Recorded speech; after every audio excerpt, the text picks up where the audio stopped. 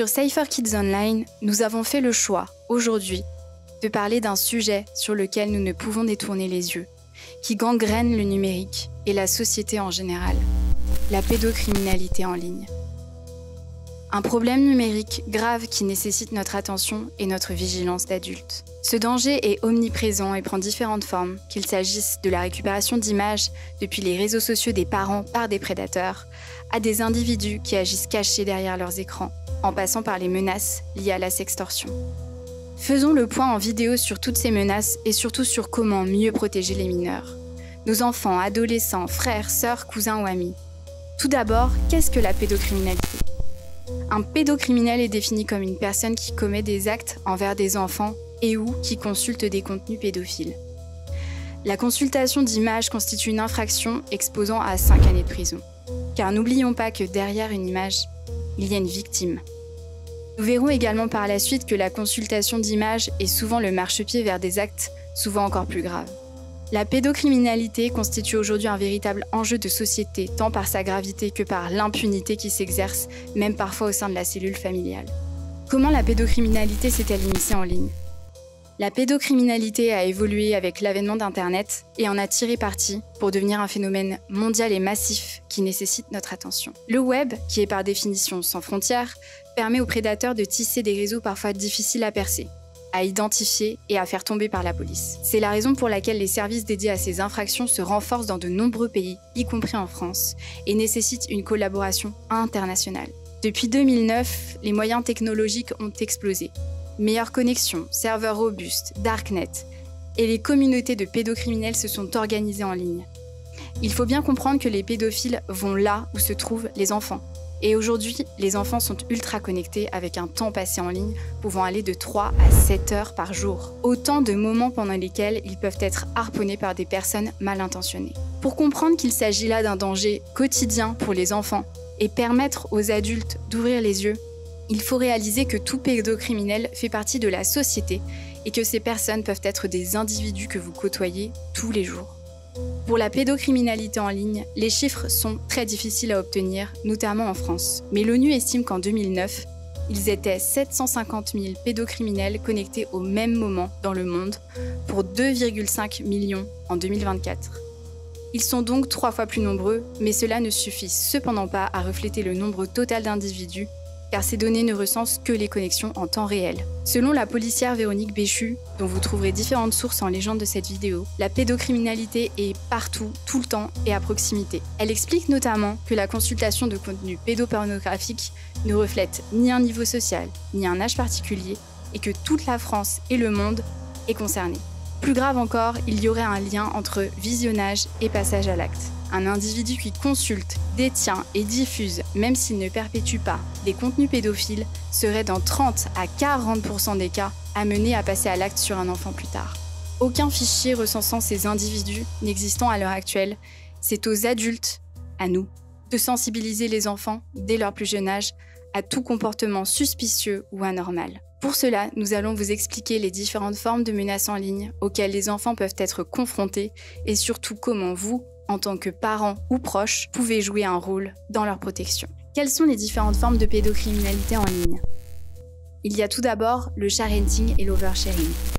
Le sharenting est un mot valise venant de l'anglais signifiant « to share », partager, et parenting, parentalité. Une tendance effrénée puisqu'un enfant apparaît en moyenne sur 1300 photos avant ses 13 ans. Cela soulève la question du droit à l'image, auquel toute personne a droit, y compris un nourrisson, mais aussi et surtout d'un danger latent de voir le contenu récupéré par des pédocriminels. En effet, c'est bien souvent directement depuis les réseaux sociaux des parents que ces personnes viennent collecter des contenus visant à alimenter des comptes dédiés. Pour comprendre l'impact du sharenting et ses dommages collatéraux, ce sont 50% des images postées sur les forums pédocriminels qui ont initialement été partagées, sans arrière-pensée, par les parents. Et on sait également que cela concerne toutes les photos, vidéos mettant en avant des bébés, enfants ou adolescents, et pas seulement celles où l'on voit des mineurs en maillot de bain sur la plage. Il faut comprendre que les pédocriminels recherchent toutes sortes de contenus d'enfants, notamment même les plus innocents d'apparence pris au domicile des parents. Cette pratique de sharenting opérée par les parents sur les réseaux sociaux n'est donc pas sans conséquences, mais elle comporte en plus d'autres dangers, notamment celui de pouvoir obtenir des indices sur le lieu de vie et la localisation des enfants. La deuxième menace, c'est le grooming.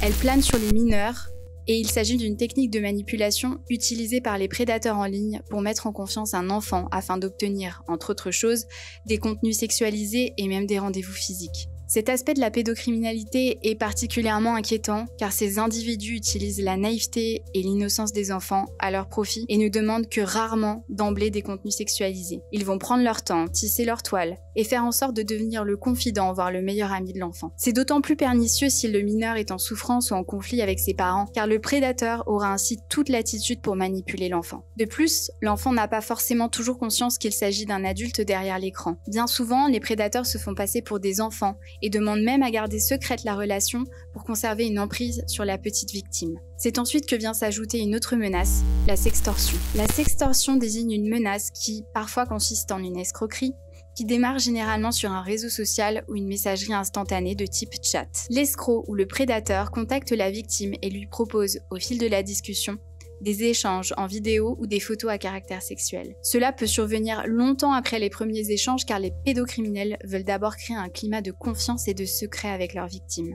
En matière de sextorsion, les victimes sont des mineurs de 10 à 17 ans à qui les escrocs tentent de soutirer de l'argent ou des images pédopornographiques. En France, en 2023, on dénombre 12 000 signalements de faits de sextorsion, ce qui représente un tiers des sollicitations au 3018, le numéro d'assistance géré par l'association e-Enfance qui vise à protéger les enfants sur Internet. Le schéma le plus courant vise à extorquer de l'argent aux garçons et des photos ou vidéos sexualisées aux adolescentes. Le phénomène prend une ampleur nouvelle également avec l'utilisation de l'intelligence artificielle qui permet de créer notamment de fausses photos de nus par les prédateurs et escrocs. L'intelligence artificielle est d'ailleurs largement répandue au sein de la sphère des pédocriminels, mais pas seulement. Nous explorerons ce sujet dans une autre vidéo. Selon l'Office des mineurs spécialisé dans la lutte contre les violences faites aux mineurs, il suffirait seulement de 45 minutes en moyenne pour qu'un escroc ou prédateur arrive à ses fins. Parlons également d'une pratique existante, mais heureusement peu répandue en France, le live streaming pédophile. Ce phénomène a explosé depuis les confinements liés au Covid et à la fermeture des frontières, notamment des pays tristement connus pour le tourisme sexuel de mineurs comme les Philippines. Ainsi, des commanditaires européens payent pour obtenir des vidéos selon leurs préférences et désirs, mettant en scène des enfants. Ces contenus et ces faits sont perpétrés par les familles elles-mêmes en vue de subvenir aux besoins du ménage. Les prédateurs peuvent ainsi accéder à des lives vidéo durant de 15 minutes à 1 heure en général, et diffusés depuis des plateformes tout à fait classiques en échange de quelques dizaines voire centaines d'euros. Que pouvez-vous faire pour protéger les enfants autour de vous ? Vous l'aurez compris, la menace pédophile sur Internet est tentaculaire, mais elle n'est pas irrémédiable et c'est en adoptant les bons gestes et en sensibilisant votre entourage et en particulier les enfants que vous pourrez les protéger. Découvrez comment agir concrètement pour lutter contre la pédocriminalité en ligne et assurer la sécurité des mineurs. Accompagnez votre enfant dans son éducation numérique. Sensibilisez-le à ses problématiques et aidez-le à se protéger en étant à ses côtés et en identifiant tout comportement anormal ou suspect. Aidez-le dans la création de chaque compte de réseau social sur lequel il souhaite s'inscrire. Vous pourrez échanger et fixer ensemble des paramètres de confidentialité sûrs et adéquats. Créez un dialogue et échangez avec lui durant tout son apprentissage du numérique afin qu'il puisse adopter un comportement numérique adapté et sans danger.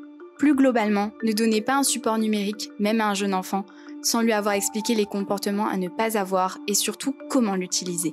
Paramétrez votre compte de parent comme celui de votre enfant en mode privé et assurez-vous de n'accepter que des personnes de confiance que vous connaissez dans la vie hors ligne. Cela ne vous met cependant pas complètement à l'abri des prédateurs car, comme nous l'avons évoqué, ces personnes peuvent être n'importe qui. La vraie règle serait de ne jamais partager des photos d'enfants en ligne, mais de les garder pour la famille sur un support privé et sécurisé.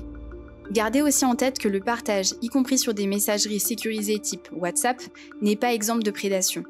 Une fois votre photo envoyée, vous n'êtes plus maître de la suite. Le contenu peut être repartagé sans pouvoir retracer les futurs destinataires. Apprenez à vos enfants à ne pas partager certains types de contenus, tels que du nu, l'intérieur d'une maison. L'intimité est d'ailleurs très appréciée par les pédocriminels et en plus, il y a un vrai risque de localisation. Et ce, même s'ils pensent parler à un autre mineur. Vos enfants ont droit à la vie privée, ados comme nourrissons. Il est important de le garder en tête lorsque vous décidez de partager leur image sur Internet. Plus globalement, apprenez à votre enfant à vérifier avec qui il parle et surtout à vous signaler si son ami souhaite garder la relation secrète ou essaye d'obtenir des choses intimes de lui. Enfin, vous pouvez aussi installer une solution de sécurité et un contrôle parental fiable et reconnu, en complément, pour protéger les appareils de votre enfant. Ces technologies ne protègent pas complètement contre la pédocriminalité en ligne, mais elles ont le mérite d'ajouter différentes couches de protection et surtout, d'initier un dialogue avec votre enfant. L'idée n'est pas d'installer ce contrôle parental dans son dos, mais de passer ensemble en revue les fonctionnalités pour définir celles qui sont adaptées à sa situation. Si malgré vos recommandations, votre enfant a envoyé ou posté un contenu qu'il regrette, contactez l'association e-enfance ou le dispositif Pharos qui pourront, entre autres, se charger de faire supprimer les contenus pour vous. En cas de sextorsion, expliquez à votre enfant de ne surtout pas céder au chantage. Dans ce contexte, nous avons bien conscience que la méfiance et l'anxiété peuvent être grandes pour les parents. Vous pourriez d'ailleurs avoir envie d'interdire l'accès aux réseaux sociaux à votre enfant pour limiter les risques. Mais cela ne ferait qu'empirer la situation. L'envie est souvent plus forte que l'interdiction et va souvent de pair avec le besoin de transgression qui est très fort pendant l'adolescence. C'est justement dans ce cas précis que les prédateurs peuvent asseoir leur emprise, tandis que votre enfant, lui, n'aura peut-être pas conscience des dangers nombreux auxquels il sera exposé. Le plus important pour protéger les enfants consiste à ne plus fermer les yeux sur les dangers du numérique et de les expliquer, calmement et factuellement, avec un langage adapté à leur âge pour les éduquer. Vous permettrez ainsi d'assurer au mieux leur sécurité et de rendre leur expérience numérique aussi protégée que possible. Vous êtes parent ou proche d'un enfant victime de pédocriminalité en ligne ou avez besoin d'aide ? Au moindre doute, n'hésitez pas à contacter l'association e-enfance, i-enfance.org ou à composer le 3018, à faire un signalement sur la plateforme Pharos ou à prendre contact avec l'association pointdecontact.net. Retrouvez en légende de la vidéo de nombreuses ressources pour mieux comprendre ces dangers et comment protéger nos mineurs.